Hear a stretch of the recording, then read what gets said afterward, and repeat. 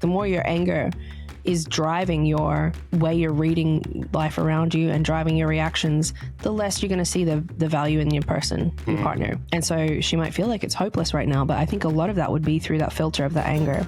Hey guys, welcome back to another episode of Honey, We Need to Chat. Welcome. This is the podcast where we discuss all things communication in a relationship. We also explore a lot of stuff for ourselves in ways that we can grow and just be aware of our own needs or how we even approach that conversation. So it's not even just a matter of how we communicate together, but how we come individually to that conversation too, to bring a greater and stronger conversation, but also relationship. You know, you're going to grow in your relationship in the way that you can communicate. You're going to get a lot of benefits from that. So that's what we do here. And if you are new here today, my name is Blair. This is my wife, Amy. Amy is a coach where she discusses a lot of these things and helps women in this area quite a lot. And on the floor, which you can't see right now, is our sleeping golden retriever, Bonnie, who loves to hang out with us as we record. Join us. She does, yeah. But something about you. You clicking on this episode actually tells us a lot about you. It tells us that you are intentional about yourself. You want to grow. You want to improve. You want to invest in your relationship and the way that you communicate and the way that you approach those conversations, either tricky or positive or whatever else. And that's really exciting to us because we are on a journey for growth. Amy and I are on a journey for growth. So the fact that we get to do that with you is really encouraging and exciting. So thank you so much for tuning in today. And if you want to, please, if you get anything from this episode, share, like, subscribe, comment, all that helps us out quite a lot. And if you've received this from someone else, that's awesome because that means that someone's thinking about you. They're thinking about, the growth of yourself and the support for you. So that's actually fantastic. Just give them a thumbs up too and share it on to someone else as well that may benefit from this episode. Talking about this episode, it is a good one. I'm actually really looking forward to this because as we're preparing for this, I'm like, oh man, I do that. I do this. Yeah, and so I'm really looking forward to diving into this. I do this more than you do this. You'll see why that's funny in a second. Yeah, I'm offended. But this is something too, we get asked sometimes, do you guys actually struggle with things in your relationship? And we're like, of course we do. We're not hosting this. That's why we have this podcast. It's not that we're experts and professionals and nothing ever goes wrong. Nothing ever goes wrong. Even professionals, things go wrong. We're just a couple that are intentional in our relationship. We've been learning a lot. We've been investing in a lot and we've loved that and we want to pass that on. And we want to share that journey with you as you journey with us. So today's topic is about scorekeeping. All right. So this topic is going to be really important if you're someone who has found yourself keeping track of those little things in your mind, finding yourself being like, you never do this internally, those internal stories, those internal checklists, sometimes not internal. Some people write it down and you've found a comparison or even some resentment building because of these things that you're keeping score of. Or on the flip side of that, if you're someone who has found yourself in a conversation with your partner, suddenly having a list of things thrown at you or resentment or anger built up over things that look small from your perspective and just trying to figure out what is going on. I don't know what's happening. So if that is you, if you've experienced any or all of the above, this conversation's for you. We're going to dive into some stories from Reddit and we're going to talk about examples, real life examples of people navigating scorekeeping in relationships, which is a huge topic. Definitely a universal topic. And this is just a couple examples of how it might play out, but hopefully a practical conversation that will help workshop some of these things and give you some tools for navigating it in your own relationship as well. Yeah. I feel like when our arguments or conversations spiral out of control, it's because we're trying to remember past things and we bring that in and then we start discussing that past thing and we go out and there's all these random spaces. Before we get into this episode though, this is the last week before the storm. Yeah, the storm. For you, the storm. Come from away. The coming of the storm from away. The storm that's coming from away. Tell us about what's coming up. Yep. So as you would have heard over the last few weeks, I'm going to be in a local production called Come From Away. I'm playing the role of Bonnie, ironically, which is the same name as our dog. And my cast members only just found that out recently. Oh, really? I was just talking about Bonnie, the dog. haven't really connected. And then they're like, Bonnie. So I'm Bonnie and Come From Away. And we are preparing for our show week, getting into the theater, getting everything ready. It is the rubber hitting the road right now. Exciting stuff. If you're local, this is your last reminder. book a ticket, come see me on stage. Don't miss out. Like, honestly, I am not a massive musical person. You're going to feel all the feels, right? You're going to feel frustrated. You're going to feel sad. You're going to feel happy and laughter. And like, it's so good, guys. Don't check it out. Check it out. Don't miss out. Yeah. It's really good. Yeah. We'll put the link in the bio and in the show notes of this episode as well. And if you have seen it, let us know. What do you think about the show? All right. So let's dive into some stories, some Reddit stories, real life people navigating scorekeeping. As if you would. How immature of them. Yeah. Honey, we need to chat.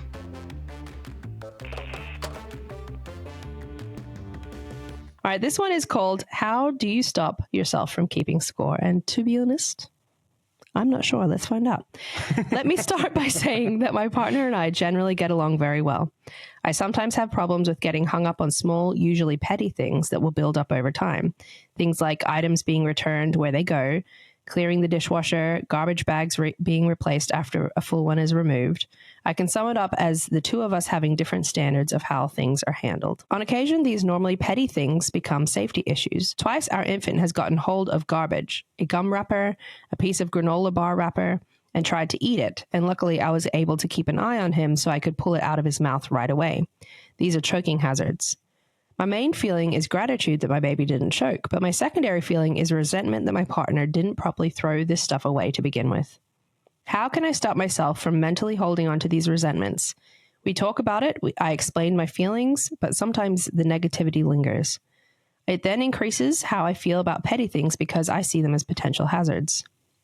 This is so relevant to us because this is like, I find hazards in every single, I can picture any hazard. And there's many things that I find myself doing on a regular basis around the house just to avoid hazards. So I've had to navigate this internally because I also know that I overdo that. So it's a really hard thing. And it's not something that your brain does not work the same way in terms of anxiety or that kind of hazard. You do have like a safety mechanism in your head, but your idea of safety is very different to mine. So it's something that I definitely understand. For sure. This is trigger warning, by the way, this whole story, trigger warning for kids and danger. Yeah, you approach these things in a different way, but in saying that, I have appreciated a lot of the ways that you approach things too. So I've been learning a lot from, it's not even your anxiety. I wouldn't say it's anxiety. It's just your safety mechanism. But it's not even just that. It's your awareness of stuff too, right? Because like, so for example, and I know not everyone's for this and people like will be like, that's over the top, but how you want grapes cut in half, right? And at first I was like, why are we cutting grapes in half for our kids? Like, what's the big deal? But then I remember seeing a little while ago now, it was in the news, like a baby choked on a grape. I'm like, it's actually like, until I actually see the extreme circumstance in my head, I'm like, as if you would choke on a grape. Like, it doesn't make sense to me. So you do come with a lot of that, and you've actually had to, you've actually shaped a lot of my approach and appreciation of those safety measures as well. But as this is probably something that you more relate to, this side of stuff, how do you work through that? Yeah, well, I'm having to work on it from a mental health perspective as well, because I really do get very obsessive over things like this, and I'm looking into what might be going on for me there. My dad was the same. So I grew up with a dad that was extremely protective of our safety and very anxious about different things. And so I saw that and I've lived that, and now I'm seeing it in our oldest child. So I'm navigating that as well as a mum, which is really just a whole different journey. And so for me, it's a balance. And usually I don't even know what kind of formula goes on in my head, but I usually will be like, is this a relevant thing to be worried about? So for example, like if a book is lying out on our tiles and the kids have left it there, I'll often pick it up and move it because I can just see in my head they're going to run around the corner, stand on the book, slip, and then hit their head. Like that's the kind of scenario that plays out for me. If I was getting frustrated at you because you didn't see the book and think that's a safety hazard, I don't find that fair, because I know that's just my like brain that's on overdrive, ticking through everything that could go wrong. If there's Like sometimes you'll leave big sharp knives on the edge of the counter. But that one I do agree with, and I want to get better at. No, I know. That's what I was going to say. Is like that does frustrate me because I'm actually really not frustrated, but that's something I think, no, you should be aware of that because our son very easily can grab things. Yeah. And there's certain things like that. So I don't know what it is that in my mind makes it relevant and makes it not relevant. I think it's like, how likely is this going to happen? But this is the thing, and I say this all the time to you and to my close friends, it does my head in because my brain will imagine something and then it will happen. And then I'm like, that just reinforces that I have to be so over the top with this stuff. And it's extremely frustrating. That's a whole journey I'm on as well. But like, so the book thing, I have had times where I'm like, don't worry about that book. It's fine. Next minute, slip on the book. So I don't know. To be honest, I don't know. I think it really comes down to what's general safety. So general safety, you've got a baby that's putting things in their mouth. It's probably a good idea not to leave things around. And that's general safety for kids, especially if she's already said it and she's like, hey, I'm nervous about these things we're leaving around. I've seen him choking on it twice. We had our son wrap, this is trigger warning, by the way, this whole story, trigger warning for kids and danger. But we had our son, when he was in his room for his nap, wrap the cord of a blind around his neck. And I just happened to think I should go check on him. And I went and saw him with it. And ever since then, it's just like triggered me massively with blind cords. So now, like when we moved in here, a lot of the cords, there were the stupid blinds that like aren't very safe at all. So I've changed all the ones that are like in the kids area, and then the ones in our room, the baby's never around without us anyway. But it's just stuff like that just, it's general safety. You've seen something happen. Like that was pretty intense when that happened with our oldest son. And so now that's something that is a general safety thing. I would expect you would be watching out for blinds as well, and that's what we put in place. I think a lot of it comes down to experience too, right? So when that happened with our older son, I don't think I was around. You were at work, I remember calling you. So it's like that's going to be so much more ingrained into your head. Where for me, it's a distant story. You know, it's not like something that I've just experienced, right? Or I've experienced it, and now it's like that trigger in me whenever that happens. It's like, well, oh crap, that sucks. You know, like but I keep forgetting about it, like because I didn't have that experience. I had the story. And I think that's probably a big thing. Men are men are more generally just not safety conscious. And I don't know what that is. They're bigger risk takers, maybe. But this isn't a risk taking thing. It's just they're not afraid. Thing. That's true. I don't know what to categorize it as, and that's probably, like I said, my dad was the one in my parents that were this way. So that's generalizing. Absolutely. But I think for the most part. And the other thing too is when you become a mum, your brain like literally just switches. There's stuff we've talked about, mental load, emotional load. There's stuff that switches, especially in the early years, because you tend to be, again, generalizing, the one that's mainly keeping that baby living because you've got the routine going, you're feeding them a lot of the time. So you're probably, and we also go to a lot of maternal education. So the grape thing, that was told to me in my mother's group. And it was told to me from the parenting pages I follow, which are all women-based, safety pages. So and it's reinforced and reinforced to me. So that's why the grape thing for me, straight away, I was like, I get that he's probably not going to choke on them. Takes 2 seconds to cut them in half. So let's just do that. Yeah. And that's actually really good to be aware of, like for our work perspective, right? So we both work for a nonprofit organization called Dad's Group, and it's about equipping dads and educating dads on how to be how to confidently and educated wise approach being a parent, you know? So it's not all on mums. Like, so when dad's more supported and more equipped, the whole family is actually more supported in that time too. So that's actually really good from a work perspective of like, all right, well, even those little things are really good for us to bring up for dads to be aware of. 500 ideas of how that could work. Yeah, but that's great. Yeah. But I will say, I think that's one thing, right? Like we're talking about the safety and how your brains work and all that sort of stuff. Then we're talking about how a couple navigates scorekeeping, because she's starting to scorekeep because of that. And that's regardless of if this is relevant to your relationship, this is still like the scorekeeping part of it is slightly different. Yeah. Yeah, absolutely. Yeah, and I think the scorekeeping, like, so she's talking here about like frustrated about how the garbage wasn't thrown away properly and so forth. And I've been trying to really think through this, like even for myself now, how it's different for me because I work from home, right? So I leave my office in our home to our kitchen in our home. Like I don't have like a a commute in between to really get myself in the headspace of like, all right, I'm entering into home life now. And it's something I actually want to get better at is just to take 10 minutes, knock off work, take 10 minutes. Get in the car, drive around. Well, like, you know, before I leave my office, I'm like, all right, well, what am I entering into? Because like with the knife thing, I'm just so still in work mode. My mind is still ticking off, like, and it's like debriefing from the day. I'm not, because I usually go, well, you and I share the cooking side of things, but I'll sometimes just go straight into cooking mode and I'm chopping stuff, but I'm debriefing my day at the same time. So I'm not really present and aware. So it's something I got to be better at. But for you, if you like, for our listener, if you're driving home, if you're a male and you're driving home, try and get into that headspace. You know, I think this is just, you know, it's not to be like, oh, you're doing all of these things wrong, but how can we equip ourselves and prepare ourselves when we get home? What are the things that we want to be more aware of and prepare for that, mentally prepare for that? And when we get home, we're going to be a lot more available for that. But the scorekeeping part is hard. That's, again, we've definitely struggled with that a bit. When we get into that argument, we go around in circles and then we scorekeep. We bring something up from, but you do this or you did that, and then we go off on a whole. I remember the last time we did this, and it happens nearly every time.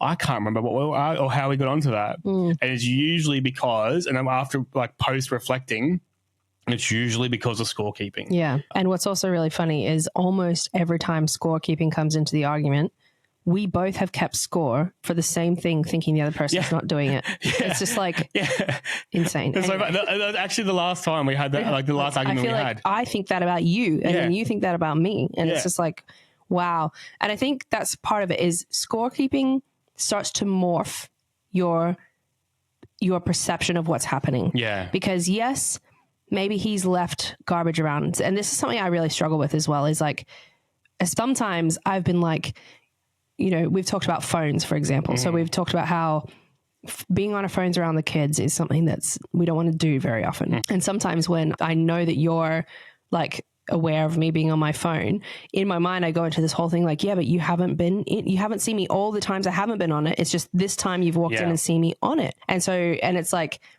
even though like then that comes with all its layers as well. It's like scorekeeping is your perception of what is happening to this person, but it's not even an accurate one all the time, because you're already frustrated and you're not seeing the things that are happening when you're not there. You're also picking up so much more because your brain is frustrated. And I've found myself like irritated about all these things. Then we'll have a discussion about another, like a more important kind of foundational thing. Those things just disappear. It's like, I'm not actually frustrated at the knife on the side of the counter or whatever it might be. I'm just frustrated because I felt disrespected and we had that conversation, or I feel unconnected and we had that conversation, and then everything eases. Yeah. So it's not even accurate even when you're like looking at the stuff. And with going, let's just, we're going to dive into that, our last disagreement really quickly. So again, post reflection of this, I remember I was getting frustrated at you because you're on your phone a lot. And you said to me, it's like, yeah, but you're on your phone too around the kids. I'm like, no, but for me, what I'm doing, I'm having intentional time of leaving my phone in my room. So like I catch myself when I'm being on my phone and I'm like, I don't want to do this. We decided we didn't want to do this. And then I'll put something in place. I see that. I don't see your things. You see your intentionality. Exactly. I see my intentionality. I don't see your intentionality. So the scorekeeping, like you said, is not accurate because all I see is my perspective. Yeah. We haven't had a conversation about this. This isn't a verbal decision that I've made to be intentional, leave my phone in my room. It doesn't come out of the office, whatever. And that's what I've done. And that's all internal. I haven't shared that with you. There's been no verbal thing, and vice versa. So all I see is what I see, and that's not accurate. That's not the complete picture. Yeah. Scorekeeping is not an accurate reflection. Sometimes it is. Sometimes it is. Like when it's like, all right, you've never, ever, ever, ever done the dishes in your life. Like that's something you can score. But it's not, scorekeeping is not a productive process of an argument or trying to get to something or gathering information or using it as a weapon. It's really about, like really coming down to the core issue. I saw when I was looking at what stories to use, one of them was anyone who says scorekeeping isn't fair is just lazy and trying to get away with things. And I was like, interesting perspective. I don't think that's fully true, but the thing is, so you like the example of never doing the dishes, for example, You could be like, I've never seen you ever do the dishes. And that might be accurate. Like, you might be correct about never doing the dishes. The issue with score keeping is the attitude that it puts on your heart and the way that you're presenting it. So it'd be one thing for me to go to you and say, I would love some help with the dishes. I've noticed you don't do the dishes and I do them every time. So I would love some help. But then there has to be more curiosity, because why does someone never do the dishes? That is an excuse that there might be some, they never had to do them at home. They don't actually understand how to do it, or they're mentally just really struggling and they're not in a good headspace, or they just don't see it and they didn't even realize that you didn't like do it. Like, there could be 500 reasons.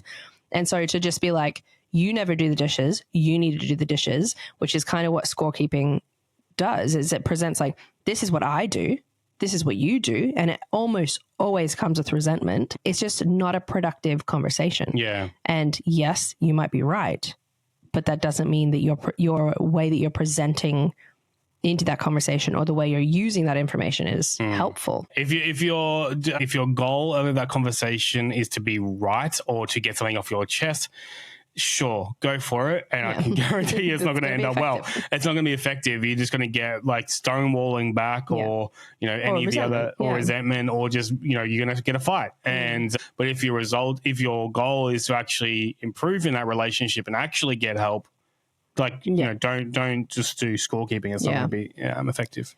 It's interesting though, because so she says she's had this conversation with him multiple times, and it is so, like we've just said, scorekeeping is not effective. We always do it. So it's such a common thing to be like, this happens all the time and I've already asked you not to do this. And so it is a relevant thing. One thing I've really tried to figure out is, where is the balance between scorekeeping or becoming nitpicky?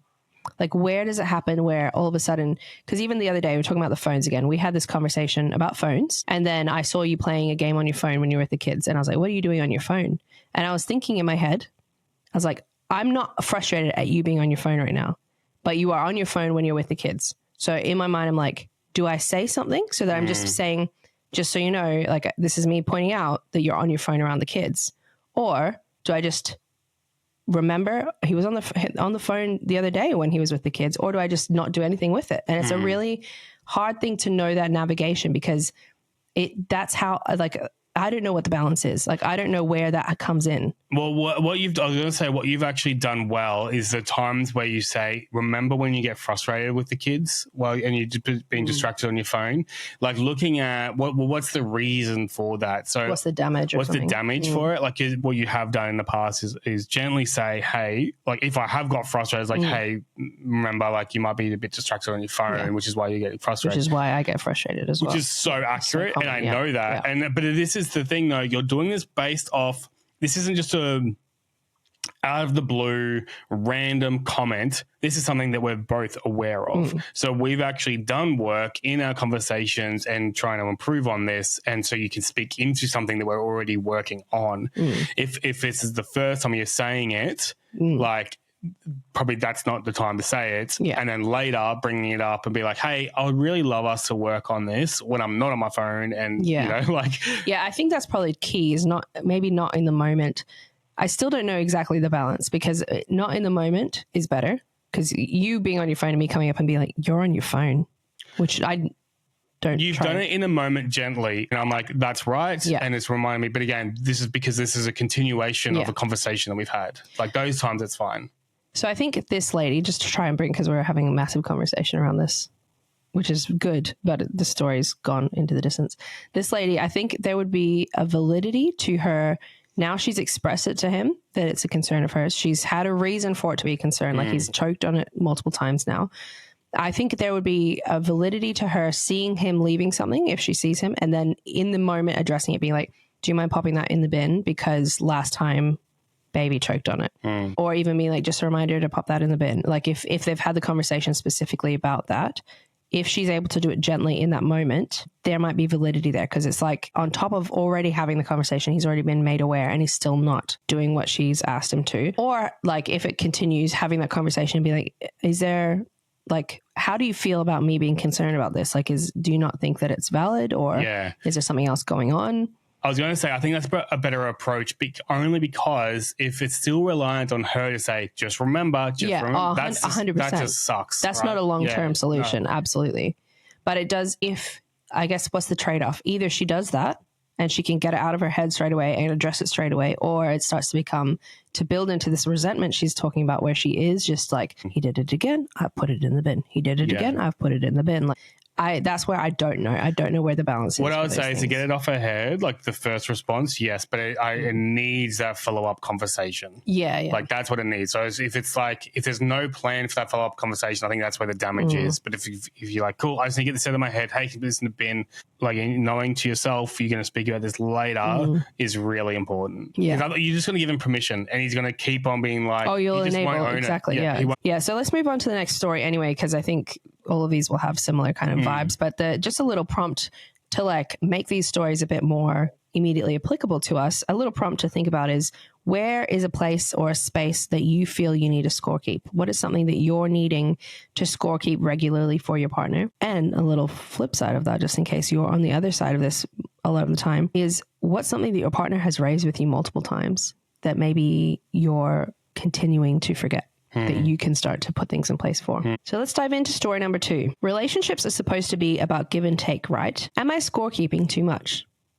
So my girlfriend and I are in a big fight and I could use some advice. Basically, whenever we go out and it's my idea to go out, I will pay. I don't do it because I have to. I do it because I know she'll like it and it'll make her happy. But whenever it's her idea to go out, it's always we'll pay separately. In 6 months, she has paid for 1 drink, 1 shot, 1 slice of pizza. I asked her about it and she said that she doesn't have much money because she doesn't work a lot. So I'm like, okay, that's fine. But then the other night she mentions how she's going to Toronto in May for a week with her girlfriends. I'm kind of like, you can afford a $700 trip, but you can't, goodness forbid, pay for our dinner once in a while or take me out. Then she starts saying how I am keeping score and it shouldn't be about that. But like as a guy, I like having things to tell my friends about what my girlfriend did for me, but I don't have any of those kinds of stories. Am I wrong? First of all, he just ended it with showing that there's so much more going on than just her not paying for food. And he has absolutely kept score because he's like 1 drink, 1 shot, 1 slice of pizza in 6 months. So he's got a list going on. Although it does also sound like they have had that conversation. He's asked her about it and she said it's because she doesn't have much money. So I do understand when you've had that conversation and it's not addressed, it's tough. But yeah. If I was to pick this conversation apart, there's a difference between like a trip and shouting meals, right? Like, so there's a difference there, you know, for you and I in the life stage that we're in, the priority of self-care and even a holiday is really important, right? Yeah. And our holidays are not regular at all, but our holidays have been like a day off, right? Like there's been a holiday. So just that self-care sort of stuff is really, really important. Man, look, when I was younger and didn't have money, that sucked, right? Like it's a hard time. Like, you've got a budget. If you're eating out a lot, it's like that sucks. The real issue here, I believe, is not the fact that she's not paying, even that would be contributing to, like he said at the very end here, as a guy, I like having things to tell my friends about what my girlfriend did for me, but I don't have any of those kinds of stories. I think that's the bigger issue here. Yeah. I think the way that he's approaching it, he's identifying one area, scorekeeping, and you just see her response. It's not received well. It's like, you know, it's like, it's not, he's not discussing the core issue here. He's just trying to grab something and say like, see, I'm doing this and you're doing that. Yeah, I think this is a love language issue. I think he's probably not feeling loved in the way that he is loving, which is he'll give her a gift of food. It'd be interesting to know if he's explained that to her, like, I would like to pay for you because I've asked you to go out, kind of thing. And then if he's explained the flip side of that, like, I don't feel very loved when you don't do this. And then I found it funny that he said, as a guy, I like to tell my friends what my girlfriend's done for me. It's like everybody probably likes to be like, I was going to say, I wonder how young this guy is. Yeah, he didn't say his age either. But it's an expectations thing. And there's so many, this specific topic, there would be so many things that could play into why she's not paying and why he feels like he will when he takes her out, like what you grew up with, like the traditional parts of your family, what you've experienced in previous relationships, what the expectations were. Like I found it really interesting when we started dating, you paid all the time when we went out. And I remember our first date was sort of like a hangout, not really a full date. We went to Woolies and got food to make at your house. Yeah. It's a grocery store. And you went to pay. The whole time I'm like, I don't really have much money. But I also was like, I will pay for part of this, but you just paid. And I felt really uncomfortable because I was like, thank you. But I was also like, well, I don't know how to navigate these. Like, I just don't know what expectations are. I hadn't had that kind of a relationship. I'd only been in like the you both pay for yourself kind of relationship before. And so, but you were very, very much like, I'll pay. And that's just how you navigated our relationship. So it was an interesting transition, and it is a conversation every couple needs to have. Like that's expectations and what people bring in to relationships, and you need to find what works for you, and there's no right or wrong there.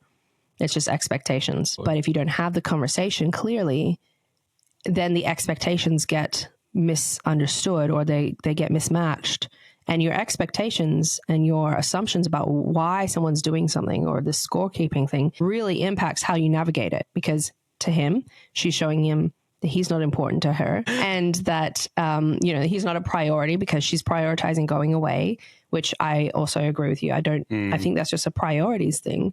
And maybe they haven't had that conversation about what the expectations are about who's paying for things. And some people think the guy always pays or the person who earns more money always pays. And that's not just a given. You have to have that conversation. And then the love languages, like maybe he doesn't even know what love languages are. He just knows that he's not feeling loved. Yeah. So exploring why does this make you feel unloved? Like, why does this feel like a letdown in terms of what you have to tell your friends? And then instead of it being a scorekeeping thing, let it be a conversation that helps you understand each other better. And we've got an episode on unmet expectations as well. So if you haven't checked that out, go check that out too. It speaks a lot into this space. And I think it's really important when we catch ourselves scorekeeping against the other person, like internally, not verbally, reflect on that a little bit here too, because I can see this, you never know the sorts of things that are impacting that scorekeeping. So for this guy, it could be he's had a previous relationship that's, triggered something here and whatever else. There's so many things that can go into this scorekeeping. It could be a love language. It could be an unmet need. It could be previous triggers coming into the conversation. You're fearful that that's going to happen again or whatever else. So the importance of your own self-reflection and digging into those irritations a bit more, having an attitude of curiosity for yourself is really important. Yeah. And a little prompt to just think about, and I think this is important when it comes to scorekeeping. Are you asking for recognition or are you asking for fairness? Because there's two different things. So sometimes I find myself keeping score, and it's not because I want you to do what I'm doing. It's just more I want you to be aware of what I'm doing. And it's really hard when you're, especially with parents and that kind of thing, when you're parents, the things you do that never get noticed. And there's going to be things you do for your partner that never get noticed. And that's part of relationships. And it's just part of loving and sacrifice. But are you asking for fairness because you want it to be fair? Or is he asking for recognition because he wants it to be recognized what he's given and like the gift that he's giving? And can you express that clearly? We're going to dig into scorekeeping. We're going to continue on that conversation in a bit, but I just wanted to take a moment here to share a little bit more about what we're doing on this podcast. We are a podcast. We do love to discuss these things, but our aim is to bring so much more than just noise into the online sphere, right? We really want to be bringing impact. And so something Amy's actually really started is her coaching classes and courses that she's come out with. So that is Next Chapter Coaching. You check that out at nextchaptercoaching.com.au. Cool. And if you like, what is coaching? I really highly recommend for you guys to go check out last week's episode, which is What's Driving You. Amy takes me through, so she actually coaches me to give an example of what that looks like. And, I honestly didn't know what our conversation was going to be like. I didn't know what she was planning on doing. But we've been referring back to that episode, well, not that episode, but just the session since, right? We've just been continually coming back to that. And so eye-opening, and I've just felt so much more clarity and confidence in understanding myself and understanding situations. So in that episode, we're talking about how a big drive for me is control. Like, I just need to know control. And we've had these different scenarios come up in our relationship, even recently. And then we've continued those conversations, and I've come straight back to, like, oh yeah, okay, because of my need of control, not controlling, but I need to have that plan. I need to know where is this coming from. I need this clarity. Thank you. That's a better way of saying it, which is what you did talk about in the episode. I need this clarity and where that comes from. And it's been able to really dive into our conversation. So if you want to know more about coaching and what that could look like for you, go check out that episode of What's Driving You, episode 48. And also go check out Amy's website, nextchaptercoaching.com.au. Let's go back to school. Let's get back into it. All right. Story 3. Can a marriage be saved when resentment takes over? I see lots of posts about partners being angry or abusive, but I feel like I'm on the other side of the situation. My husband works a lot. He's a developer, and he says he has ADHD, so he struggles to multitask. He also has some conspiracy beliefs, which adds another layer of tension. I, on the other hand, know I have anger issues. I work full-time, then come home to cook and take care of our child.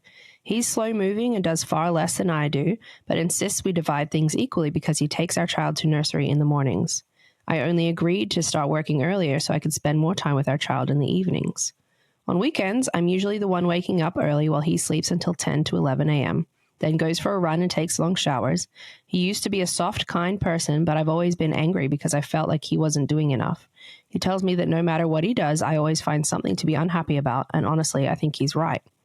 Our child is 2.5, and reading so many posts here, I can't see any other outcome but divorce down the line. We still care about each other, but he started being verbally harsh in response to my constant anger, and he constantly tells me I'm depressed and that it's bad for our child.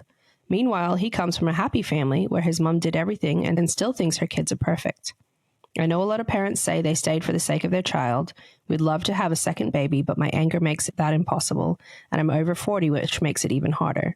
Is it better to separate now or later? Has anyone been in a similar situation and actually managed to change things and save the marriage? That's a really sad story. A really sad story. Yeah. It's heavy. It's very heavy. And I'm not going to answer that last question that they have. We can't, no, and I just don't want to.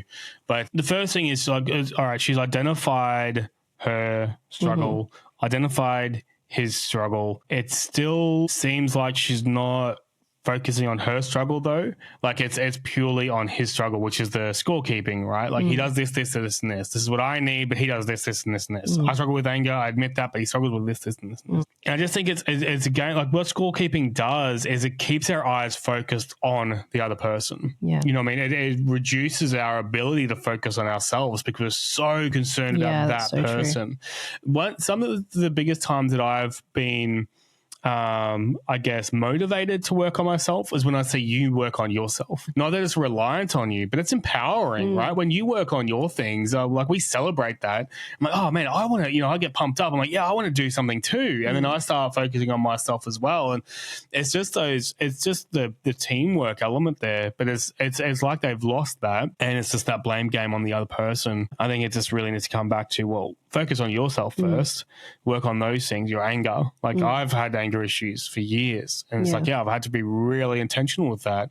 And me focusing on that has actually calmed things down for us to focus on other areas. But I actually had to focus on that first before we could address other areas.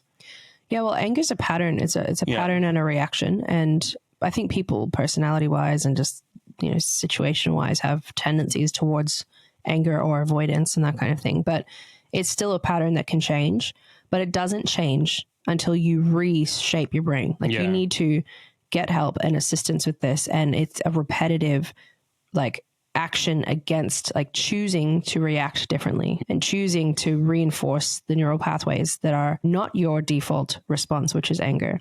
And we've spoken on here, and I speak in my coaching all the time about this. Your brain will feed you the information that you tell it you want. It'll feed you the information you're focusing on. It gathers evidence for what you're telling it is happening or what you're telling it is important to you. It will gather that evidence and it will block out the evidence that is opposing that. So if she's constantly like, you know, he doesn't do this, he doesn't do this. After time, the reason scorekeeping is, like you've just said, the reason it's so damaging is you're actually feeding into your brain a filter that you want to only see what they're not doing, because that's what you're focusing on. That's what you're stuck in. You've got this negativity bias going on in your brain. You're only focusing on their failings, and that's just going to get reinforced and reinforced. It's not going to be accurate anymore. It's not going to show you the things he is doing, the good things about him, the good things about your relationship. It's literally going to filter that out and only focus on those things. So these are patterns that have reinforced and reinforced and reinforced. I fully believe these patterns can just like be transformed. I really believe they can. It takes a lot of work. And the problem is you have to be willing to do that work. The thing with the anger, that's going to be something she's going to have to navigate regardless of if they stay together or not. Like that's not something that just magically goes away because he's away. And they'll carry on. If she gets another relationship, it'll carry 100%. on. So for her to focus on, well, when do I separate is the wrong thing to focus on that's at not this the stage fix. of the moment. Yeah, that's actually like, that's just one situation in this. It's not, the marriage isn't even the fix. It's a pattern that she has to work on. And I really believe that the more you're focusing on it, like the more your anger is driving your way you're reading life around you and driving your reactions, the less you're going to see the value in your person, your partner. And so she might feel like it's hopeless right now, but I think a lot of that would be through that filter of the anger. And it's really interesting to see. She even notes that he used to be a soft, kind person and now he's harsh in response. And that's just a very good indication of how these patterns can change the vibe of your relationship. She's not responsible for his responses. She's not to blame. He's still responsible for those, but you can just see how it wears down on your partner. This is, like you said, a very sad story. And but it's something she's going to have to work on regardless of if she stays with him or not. And it's something that she's going to have to work on in her parenting because this is what her kid is seeing is an appropriate response. First and foremost, my suggestion in this situation would be get counseling for yourself, not marriage counseling at this stage. I think that's secondary. I think the counseling for yourself is the first. I think the big reason for that too is to help shift that focus. You know, I really think that shift needs to be on herself first. Like mine has been, you know, yours has been. If we can't focus on ourselves, if we can only focus on the other person, that's the first shift. Because even if we went to marriage counseling, I'd still be focusing on all the stuff that you were doing. Right. So that, and you'd be trying to fix the marriage, which at that stage is a result of your patterns. Yeah. And his for sure. Not like all yours, one as person. in both of you separately, your own patterns. Yeah, exactly. Definitely value in working on it. And these kinds of things, I think the moment you show intentionality, it's kind of like the phone thing. It's all well and good for you to be like, what are we doing? And be like trying to work on it internally, figure out what's going on, what's best, what's the next move, that kind of thing. The moment you can communicate with your partner about what's going on in your head and your intentions for why you're working on these things, like if she decides to do counseling or something like that, and she says to him, I really need to get on top of this. I really want to get on top of my anger and I'm aware of what I'm struggling with and I'm going to put intentional work into this. It just like, it doesn't fix everything, but it just eases that like cloud that hangs over the relationship and sets an intention for which direction you're moving towards. And I think having that conversation would be a game changer in and of itself. Just a little prompt for us as well is, what is scorekeeping doing to the way that I'm viewing my relationship? What is my resentment and my scorekeeping doing to the way I'm seeing my partner or the way I feel about our relationship? And is there an attitude shift I can do there internally to help? Because the moment you start to shift that attitude and that response, the moment there feels like this forward motion. If you're stuck in that like negative, you don't see the path forward, and it's really hard to feel any kind of hope. And they said in the Gottman's Four Horsemen, they say that contempt, which is the same as this resentment, is the biggest indicator of marriage crisis, basically. Once you get to that resentment stage, that's the biggest indicator of marriage crisis because it's so hard to see outside of it. And we've got an episode on the Four Horsemen as well earlier on. So check that one out. Yeah. So this has been Scorekeeping, 3 very different stories talking about a similar topic, and scorekeeping will have played out differently for you in your relationship. It's played out differently for us, but I think it's a huge topic in relationships and something that happens without even being named. So you can be scorekeeping and almost just ignoring that this is a behavior you have. So there's so many layers to it. It's scorekeeping because you're feeling whatever you're feeling is unfair or unjust or unrecognized in your relationship, which is valid. And it's a valid conversation to have. But the scorekeeping behavior is a whole issue on its own. And so until we can name that, oh, actually, maybe I struggle with scorekeeping, potentially for valid reasons, until you can name that, it's hard to recognize it and put things in place. And I think it is a really important pattern to address. It's an important pattern to address and then to address why it's happening as well. But addressing that you are someone struggling with scorekeeping is really important for the forward movement of your relationship. So good chat. We're going to move into reality check corner, which is where we make this practical for you and us today. We can apply this today and put these things into place. Very low risk, low effort, but something that we can apply really quickly. So this is not just something you've heard and you can push off into the background. It can become practical and impact your life. So I've got a few prompts here I'm just going to read out. And these are things I'd love for us to just think about for ourselves and take a second to kind of assess where we are at with them, each as individuals. So am I keeping score because I don't feel seen? Is there a reoccurring moment that leaves me feeling quietly resentful? What would it look like to name one of those moments calmly and clearly this week? So a little challenge to follow on from that is pick one small thing that you've been mentally tallying, like who initiates affection or who tidies up first or who listens most, and say something simple about it without heat. So find a moment, set aside a time to bring up something that you're struggling with and just address it gently and with curiosity. Have that conversation rather than letting it build up. And my other suggestion would be address that you're scorekeeping as well. So be honest about that and say, I'm finding myself in this pattern I don't like, but I'm also feeling really hurt and unseen because of this. So just find that conversation and have it gently and curiously with your partner. And just a quick future pace. We're going to take a moment to just picture a future we'd like to work towards in our relationship, something that gives us forward motion. It's the opposite of that resentment, where we don't want to stay stuck in these patterns feeling hopeless. We want to picture moving forward in this, and we've got movements we can take forward. So just take a moment, take a deep breath, and close your eyes while I read this out. And I'd love for you to picture this as clearly as you can. So imagine it's a few weeks from now, and instead of bottling it up, you're starting to name things gently in the moment. No scoreboard, no emotional backlog. It's just clarity. You're noticing when something matters and you're brave enough to say it out loud. It's not perfect, but it's healthier. It's more honest, and the tone of your relationship feels lighter. Maybe you're finally on the same team again. All right, so this is scorekeeping. Great. That was a good one. It was so applicable and so relevant. And I think everyone struggles with this. It's going to be relevant to anyone. So again, if you got something out of this, please share it on, because I can guarantee you it won't just be for you. But yeah, thank you so much for tuning in, guys. Great chat, and we'll catch you next week. See ya. Bye.